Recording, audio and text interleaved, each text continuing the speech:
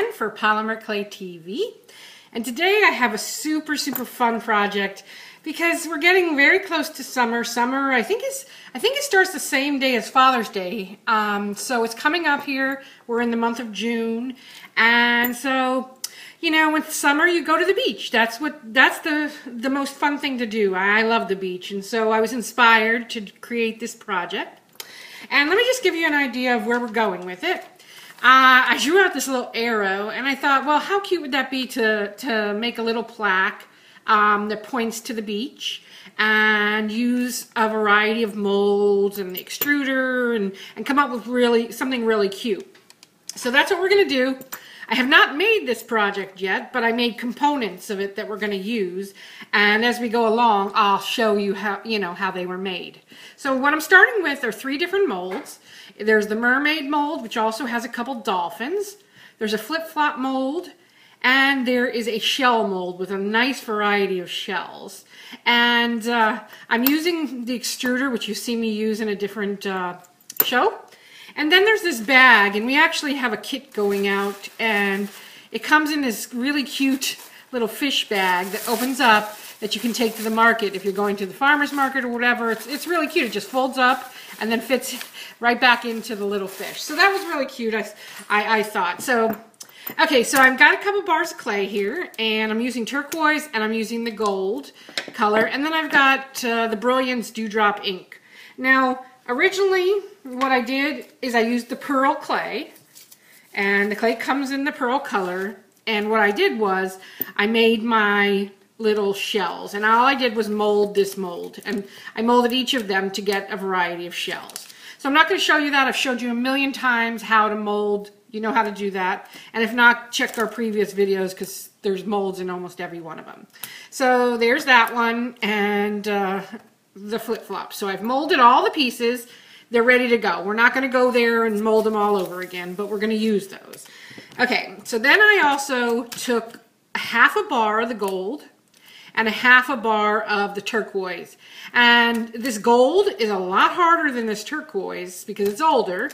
And it kind of created a really cool striated look. And I really like that because I'm going for that whole sandy beachy thing. So I left that there. But you can certainly blend it all together. You can use one color. You can use multiple colors. You can do a Skinner blend. Whatever your heart desires. It's completely up to you. So, but this is what I've done here. And that's what I'm going to be working with to make my arrow. So, as you can see, I've just folded in half and conditioned it. And I'm going to run it through my pasta machine, but I'm not going to run it like this. I'm going to run it long ways because I want my arrow to stretch out. So let me run it through. I'm going to run it through on the thickest setting in the pasta machine.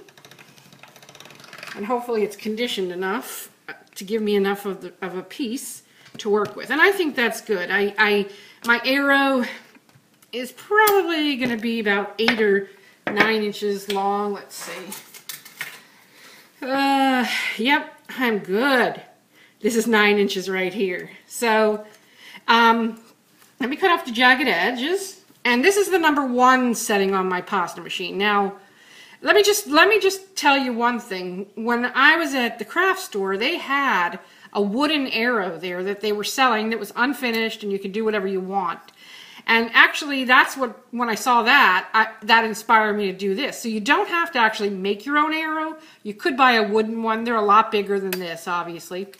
But I thought it would be fun just to make it out of solid clay. So that's what I decided to do. So what I'm going to do is I'm going to, let me just cut this one little edge here. And it'll be a little shorter than 9 inches when we're done. So I'm going to go to make my arrow point on a slant. And then I'm going to touch it up on the other side. And, you know, it's never going to be perfect because it's hard to, you know, get your slant just right. But do the best you can. Or make a template. You know, I'm not that worried about it. If I need to touch it, you know, make it go a little bit more, just cut a little extra. Okay, so this is crackly on this side, so that's going. So I'm going to just cut that off. And I'm going to cut because I want my arrow kind of come out like this. So I'm going to cut in here, and I'm going to cut in on this side as well, in the same spot. And then I'm going to just cut a straight line and go, or as straight as I can go. You can use your ruler to help you cut your line if that helps. Just use your ruler. you know. I'm not a perfectionist, you probably know that by now. So I'm not going to be precise, but you can certainly be precise yourself. Alrighty, and we're almost there. And I can finish this up without having the ruler. And if if the clay sticks to your ruler, make sure to get it right off, because the plastic will stick to the clay. A lot of plastics stick to the clay, and you don't want that. All right, and I just smushed my arrow. Gosh. All right, I got it back. So if you smush your arrow, use your blade to help. Okay, so let's see. Let me lift this up and see if I like the way it looks. See if I need to straighten anything. This side is a little off.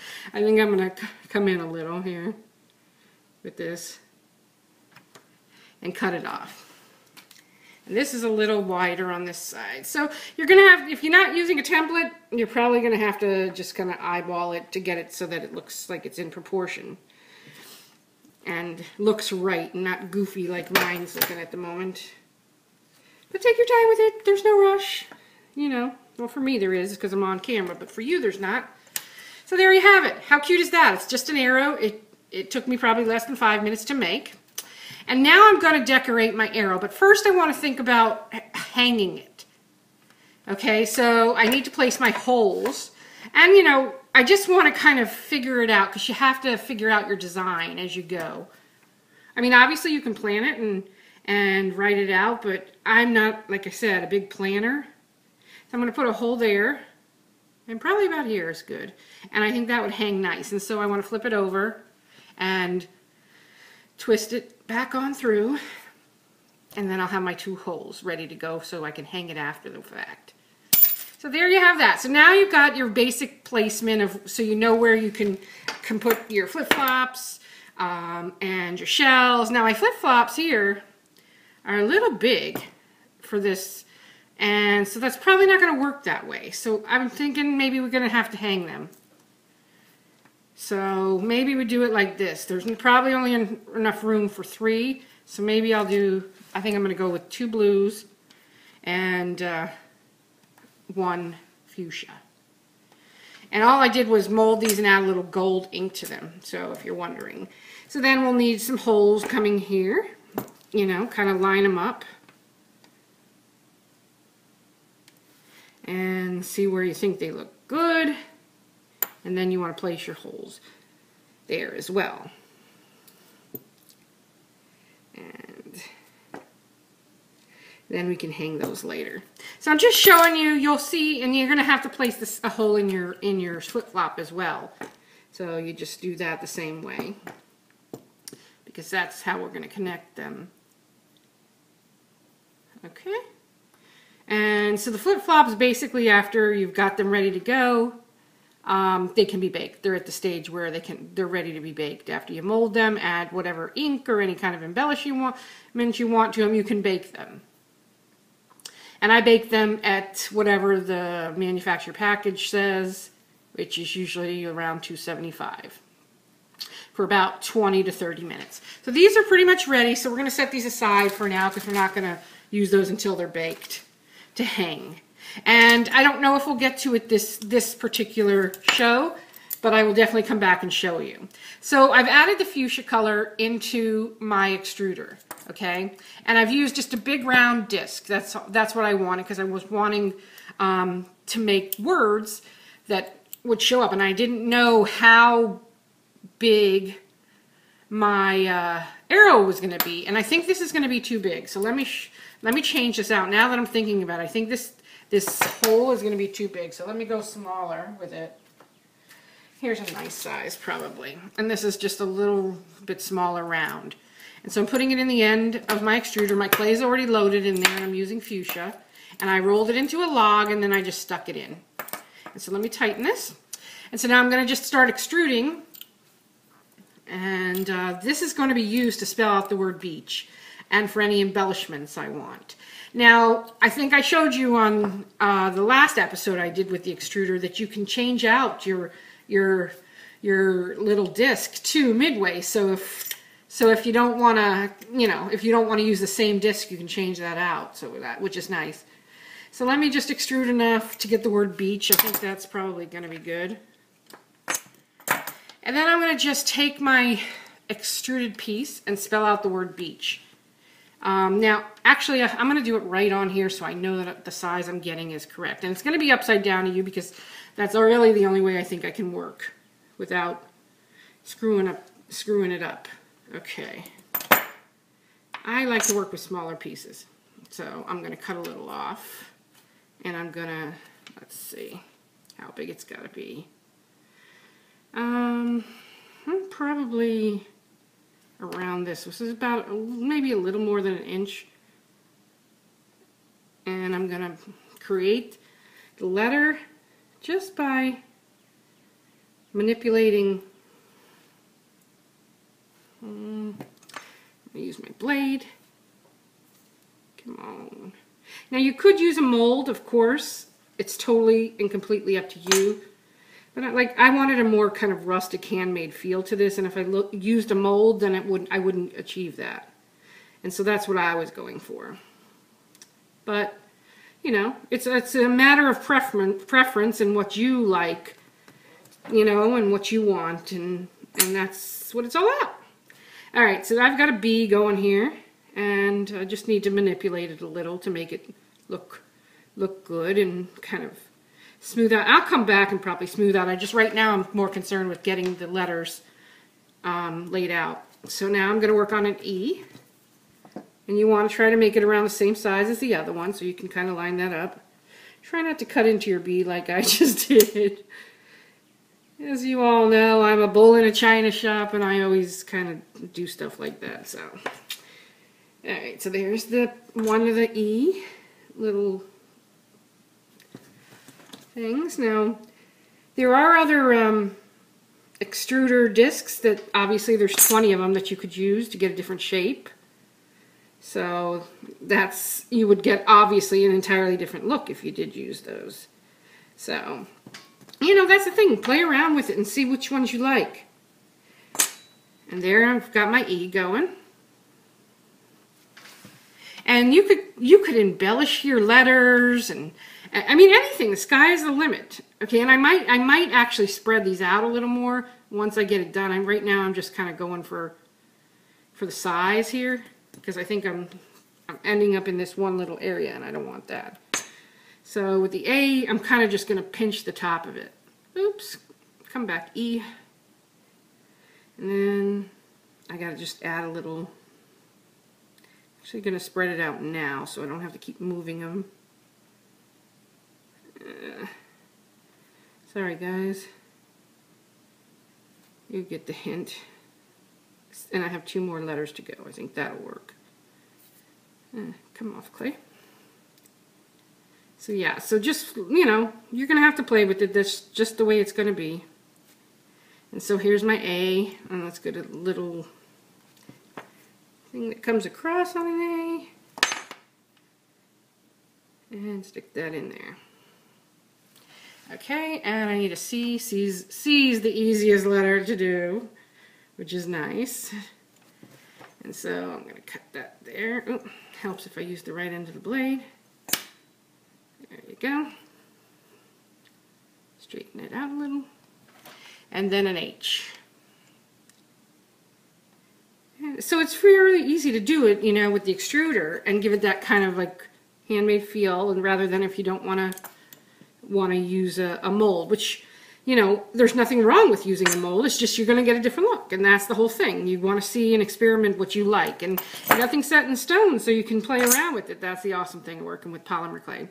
So I think that looks good. I think the spacing's pretty good, so I'm going to go ahead and give it a little push to adhere to the back of my clay. And I'm just going to do that with my hands and fingers, and I'm not going to do too hard. I'm not looking to like smush it down to nothingness. I want the dimension. And now you might get the H or one of the letters go a little squirrely. Use your blade. Your blade is a great tool to like straighten things with, and you can smooth it out if you accidentally get a little marking on your arrow. No big deal. And so just go through and keep doing what you want to do. Now, at this point, I kind of, the way it looks and the way I built it, it almost looks like it's like little pieces of logs put together to spell it, you know, just in my brain, that's what it looks like. And there you have that. And it spells out beach. Let me lift this up so you can turn around so you can see. How cute is that? And so it's showing that the arrow is going to the beach. We're going to hang our flip-flops hanging down from it, and now we can start to embellish with our other things. So we've got a little, we've got some shells, we've got these little porpoises. I couldn't even think of what they were here. Wait, not whales. Dolphins. I should know that. I live in Florida. Okay, but I don't like the dolphins on the blue because it's too much of the same color. So let's go, ooh, I like that there. And we've got mermaids. Mermaids are awesome too. Actually, mermaids would be really cool, like they're riding on the on the flip-flop. That could be cute too. You know, or maybe tuck them in there somehow. I don't know. I mean, that's the beauty of this project. You can do whatever your heart desires. There's nothing is set in stone. Actually, I think I might put the mermaid over here like that. Yeah, that'll be super cute. Kind of have her like she's sitting there. Maybe I've got another one over here. I think I'm going to do the same on this side. How cute is that? Oh, that is so cute. I love that. Okay, and then I'm going to put a little shell there. That one's too big. That looks cute. Ooh, I like that. Okay, and how about maybe one of the little dolphins in between? Let's see if it looks good. I mean, the problem is that they're blue and they're not going to show up very well, so I wonder if they'd look good on a flip-flop. Nah, kind of looks weird. But, you know, just play around with it and see what you like, and that might be cute there. Like on an angle. I like that. That's really cute. So let me flip it around once again so you can see what I'm doing.